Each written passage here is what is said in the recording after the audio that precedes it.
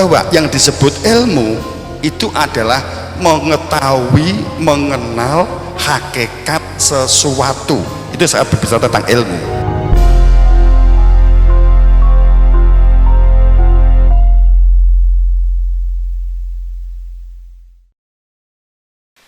Jadi pada saat, tapi bukan berarti ini skeptis atau apapun, bagaimana kita kembali kepada Tuhan. Makanya dari kehidupan itu ada kehidupan yang lahir dan ada kehidupan yang batin.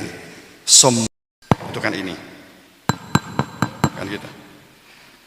Jenengan butuh kopi, butuh teh, tapi untuk dapat dihantarkan ke tamu membutuhkan wadah, membutuhkan ini, pasti kan begitu. Ada syariat, ada hakikat. Semuanya tidak berkategori semoga. Saat kita melihat orang lain memegang wadah ternyata bisa menghilangkan haus, seringnya kita terjebak dikira yang menghilangkan haus itu adalah wadahnya, sehingga wadahnya dibawa kemana-mana, tidak tahu kalau orang masa lalu itu ada isinya, ada airnya. Apa bedanya? Sehingga beragama kita adalah seperti wadah, hanya budaya, tapi kita tidak tahu tentang apa isinya. Qolatul Arabi amanah. Saat ada cerita seperti itu, saat mereka berbicara tentang iman, Bapak Ibu yang berbahagia, yang kita butuhkan adalah air. Jenengan ke warung, Bu, beli kopi, maka otomatis diwadahi cangkir. Tapi kalau, Bu, saya ingin cangkir, urung karuan entuk kopi, tapi juga dilayani, kan begitu. Kemudian cangkir inilah lahir atau syariat, lahir atau syariat. Maka di dalam sholat, saat kita Allahu Akbar, sholat rukun wajibnya dipenuhi, tapi masih diancam fawailul lil musholin alladzina hum an sholatihim sahun. Sahun, Bapak Ibu, sahun itu kosong. Sahun itu kosong. Ngaten lho nggih.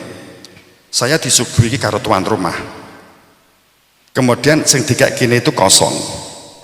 Bola-balik tuan rumah, monggo diunjuk Pak Yai, monggo diunjuk Pak Yai. Ciloko enggak sing di rumah?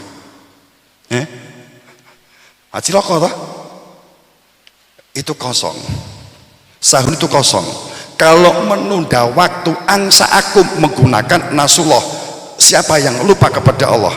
Kalau orang mengabaikan menggunakan ghafilun, beda.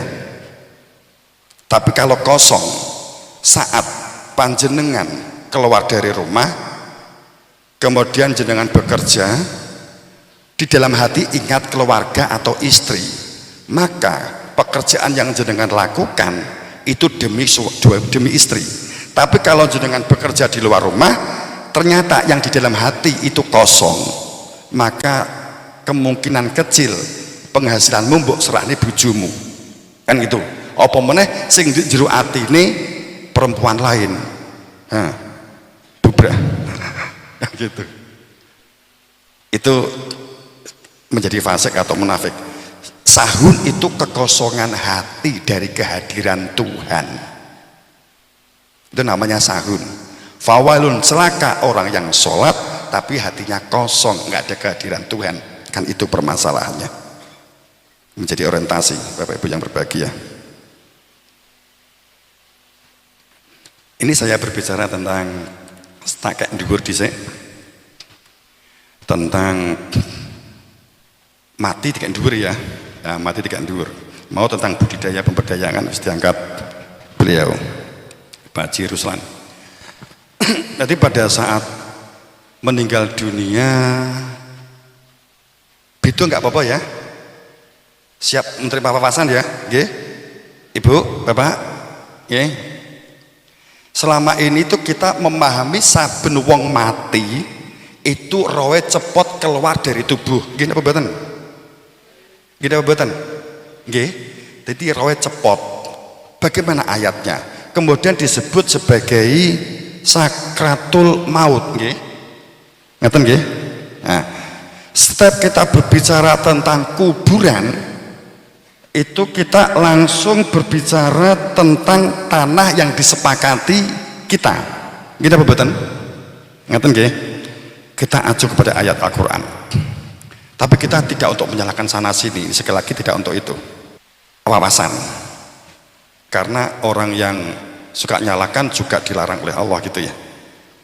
Tapi kan koreksi atau evaluasi kan kita perlukan, kemampuan muhasabah. Di dalam surat Yunus 100 itu terungkap layak kilun bahwa akal yang telah Allah letakkan di dalam kepala jika tidak digunakan, murka Allah besar bagi mereka yang tidak menggunakan akal yang telah saya berikan. Ayatnya begini, kita baca Al-Quran nggak menggunakan akal malah rusak jadinya. Akal seperti apa? Terhubungannya dengan hati seharusnya. Tapi saya akan cerita tentang kematian dulu. Bapak Ibu yang berbahagia, saat kita meninggal dunia, saya ditanya oleh teman Gus satu pondok pesantren, beberapa orang tanya ke pondok, ini sekaligus saya ceritakan.